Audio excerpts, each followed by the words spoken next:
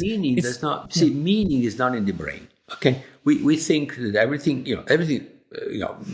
scientism basically we are the body. So there is nothing other than the body. So when the body dies, it's goodbye to you and everything else that you think exists. So scientism doesn't explain and cannot explain why consciousness exists, because scientism describes functioning, describes machines. And consciousness is not about functioning.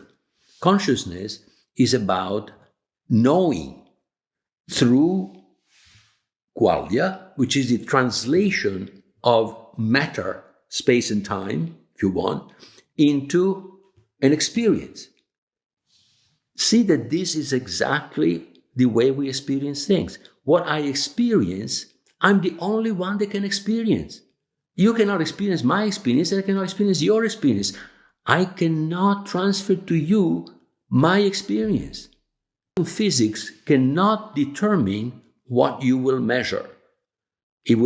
Quantum physics can only tell you the probabilities of all the possibilities in which you may find the system. It will not tell you that normal could not have been ever the normal of before, right? Because once you have such an experience where I thought that I was separate from the universe, separate from the objects, separate from everything, and now I realize that I am what the objects are made of. Well, all of a sudden, what are you?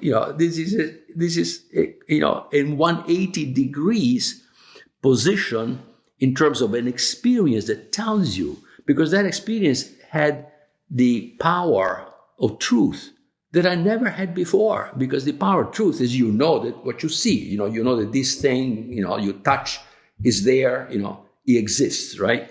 That sense, that must be it, which is in fact what even science relies. They rely on an experiment where you see something that is predicted by theory, then that proves the theory, then you think, then you know that even you choose.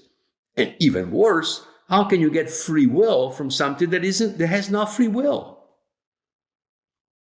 But our experience is that we have some free will, and certainly that we are conscious. So where does that thing comes from? Or it must be an epiphenomenon. That's in other words, the answer to the most fundamental question of life is to say, you are foolish to believe that the consciousness is more than just an epiphenomenon. Okay, so first of all, because one is holistic, and it is because of that, in other words, it's not made of separable parts. Everything is interconnected within one.